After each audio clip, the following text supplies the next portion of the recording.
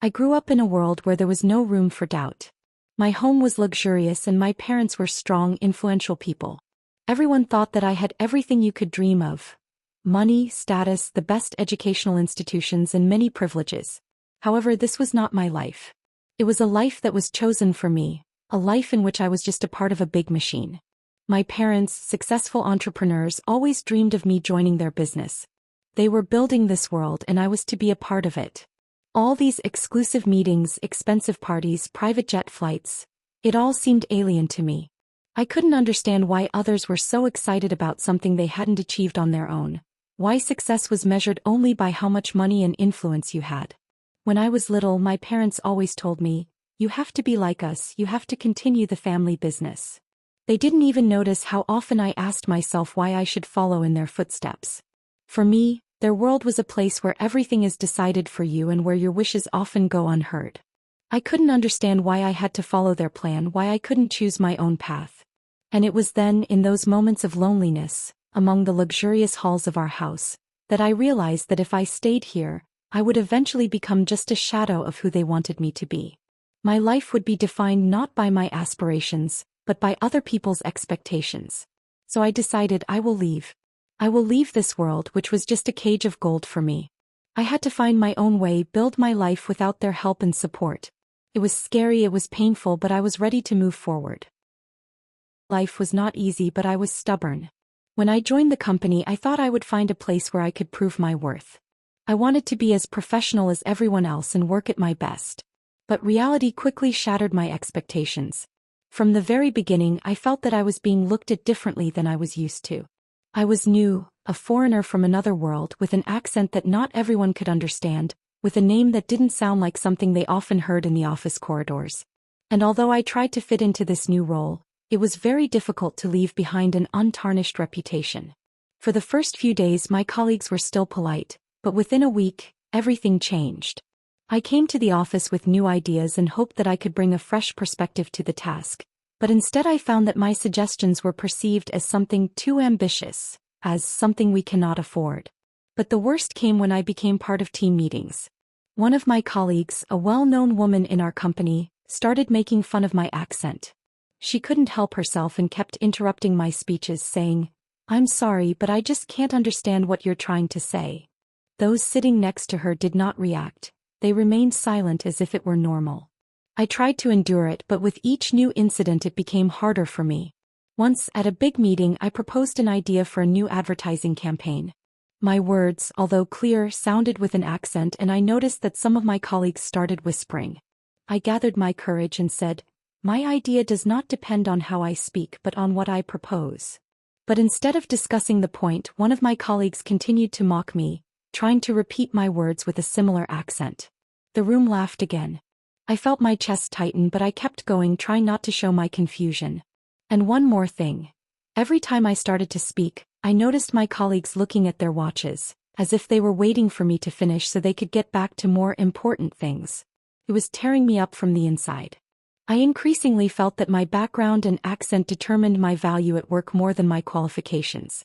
I worked hard, but they only saw my shortcomings, not my achievements.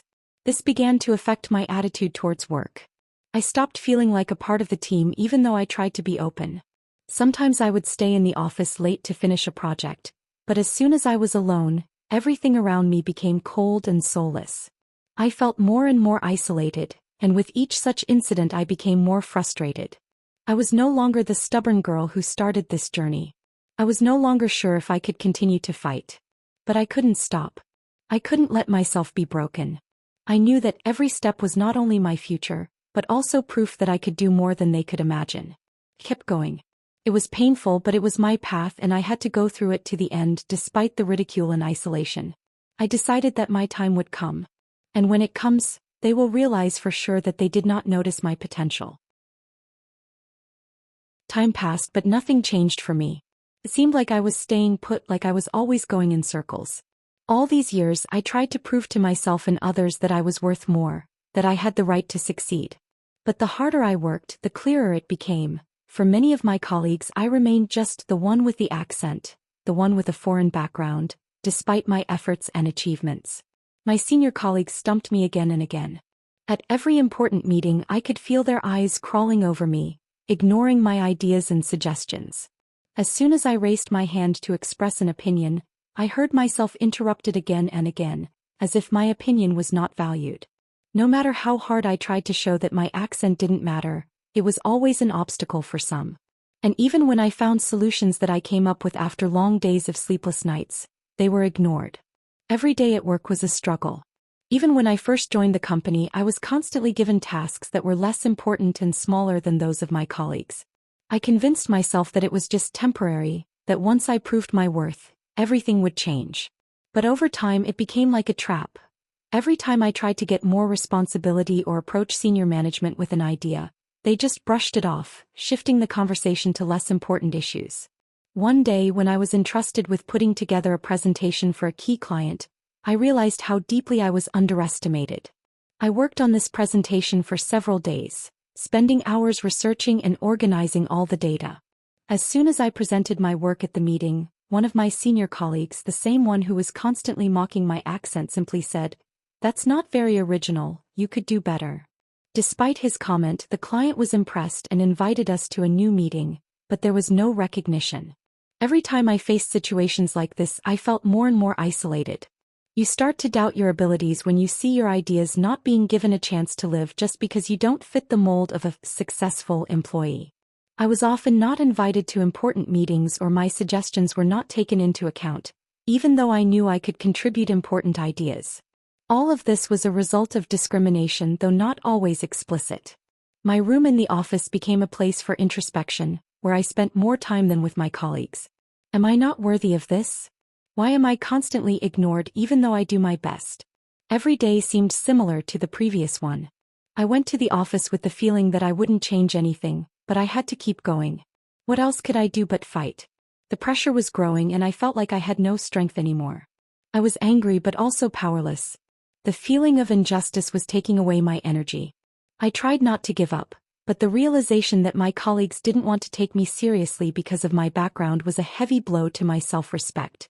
Every time I finished another task or project, I felt everyone passing me by again.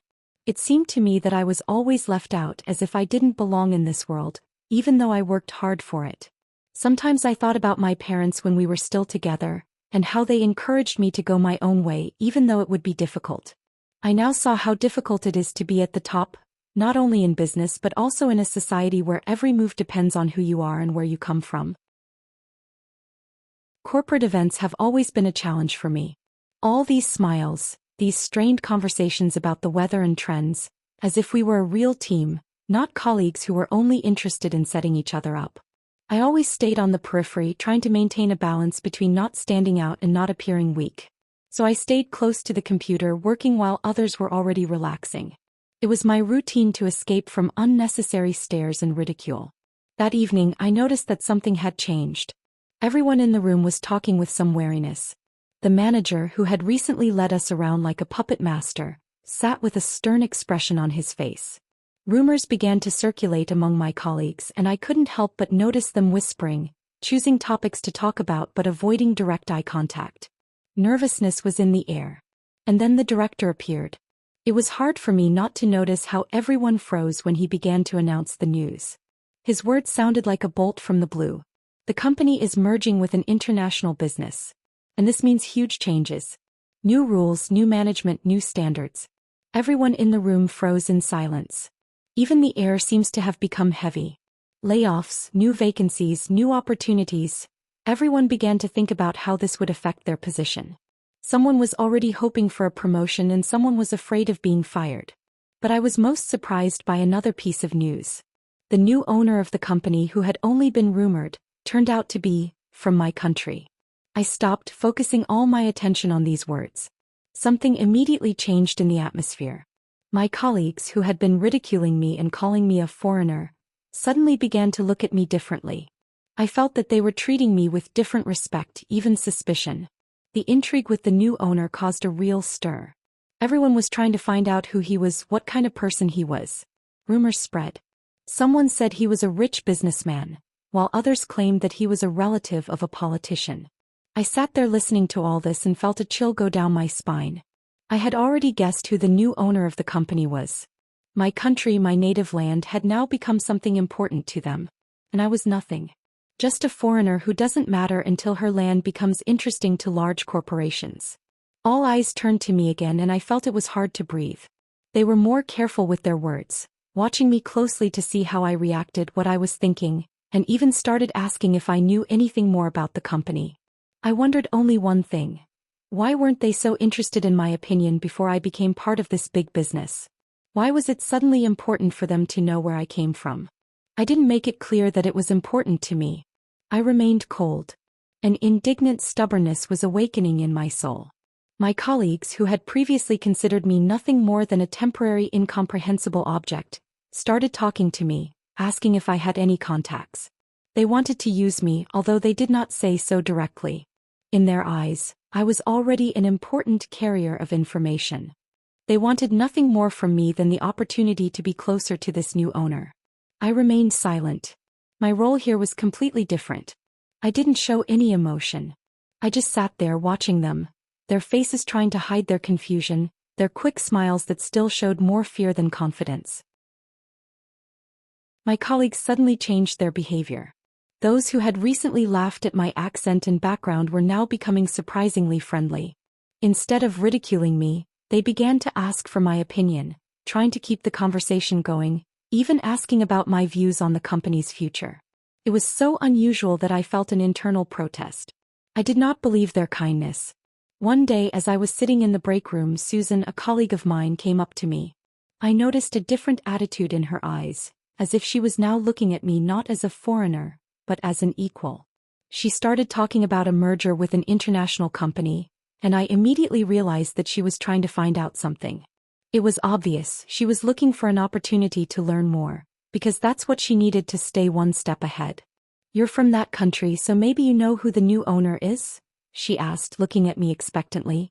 Her words were more than just curiosity. She wanted to get at least some information from me to have an advantage over the others. I remained calm, not showing any emotion. "I don't know any more than you do," I replied, keeping my tone neutral. She was probably expecting a different reaction, but I was stubborn. I wasn't going to reveal my cards to her. These changes in their behavior could not fool me. I knew why they had suddenly become friendlier. They were trying to find a way to me, thinking that I had access to some important news or sources of information. They wanted to be closer to me because I could open up new opportunities for them. But I was smart enough not to fall for their strategy.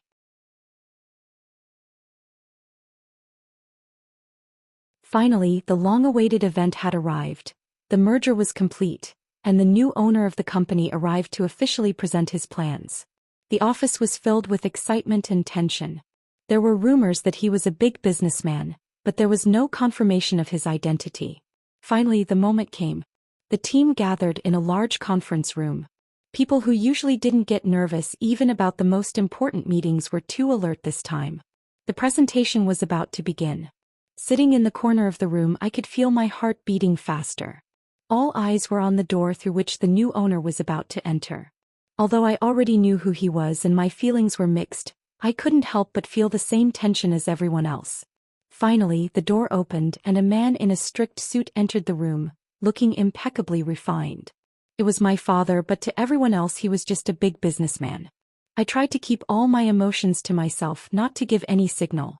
He walked on stage, raised his hand, and the room fell silent. I felt the whole team become more attentive. My father, completely calm and confident, began to talk about new strategies for the company's development. His voice was clear and commanding, but there was no excessive aggression or dominance in it. He simply spoke to everyone as only he could, as if he were sharing his wisdom with those who wanted to learn. He announced the plan for the next stage of the company's development, talked about the importance of the team, the innovations that would be emphasized, and the changes that awaited everyone in the coming years. There was a power in his words that one could not help but feel. But when he finished and everyone began to relax, looking at him as a huge figure who was constantly moving everything around, he did something no one expected. "It's been a long time, my daughter," he suddenly said to me, standing on the stage, and his words broke the silence in the room. Everyone turned around and I felt my legs give out. It was a moment that changed everything dramatically. All eyes were on me and I could feel my heart beating even faster. My first reaction was confusion. What to do? how to react. I was trying to hide it all, not to show it, not to attract too much attention. I noticed that the room was completely silent. People who had been talking to each other a few minutes ago were now silent, holding their breath. Everyone's eyes were on me.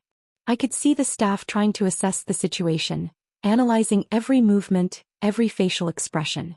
Their looks changed. Instead of slightly underestimating, they were now full of curiosity and even a little fear. My father smiled, but his smile was completely natural. It had no sign that he wanted to shock anyone. He just addressed me the way he always did, and it was completely normal for the two of us. But for everyone present, it was a real revelation. They didn't know that I was his daughter, and it was a shock that they definitely didn't expect. I felt a warmth appear on my neck, but I quickly gathered my thoughts. I had to keep a straight face and be calm. So I only answered with a smile, not trying to say anything more to avoid drawing even more attention to myself.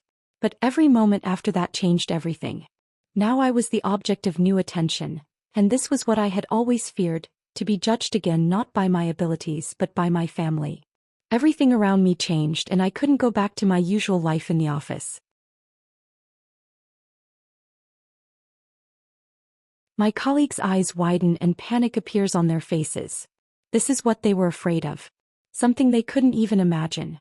Someone they had humiliated, laughed at, someone they considered nothing more than an ordinary employee, now had connections to the most powerful person in the company.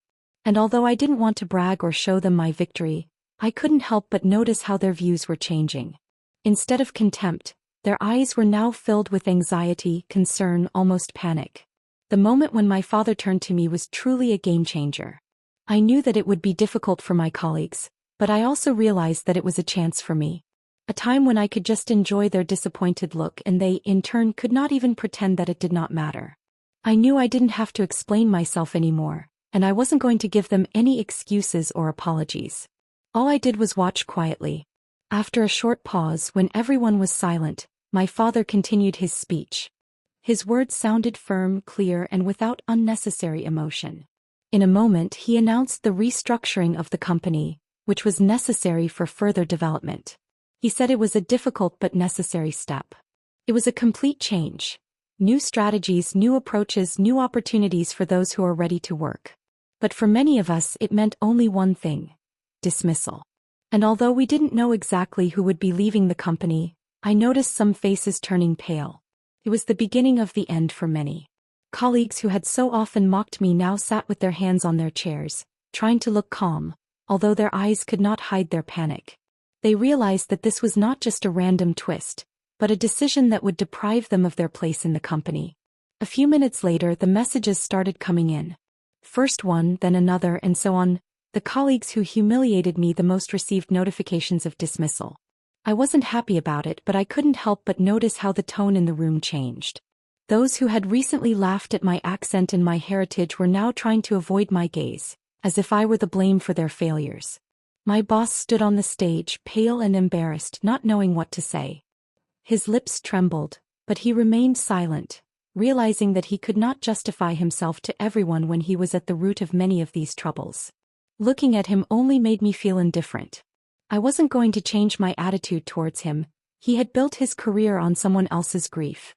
And now he would have to face the consequences of his actions. And then something happened that I did not expect, although deep down I knew it had to happen.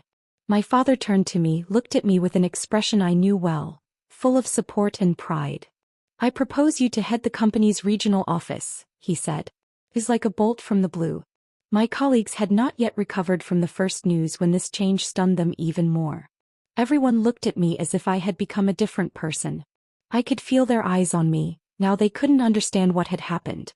The one whom they had so often humiliated, whom they considered low value and compliant, was now on a different level, in a different league. I couldn't help but smile even though I tried to look calm. It was a moment of victory, not just professional but also personal. My struggle, my endurance, my ability not to succumb to their blows now mattered. And I no longer needed to explain to them why I was worth it. I paused, looking at my colleagues, and answered slowly, "Thank you, I accept." And although it was just the beginning of a new stage in my life, I knew one thing: this victory was mine. Now I had a chance not only to prove my worth, but also to show everyone who I really am.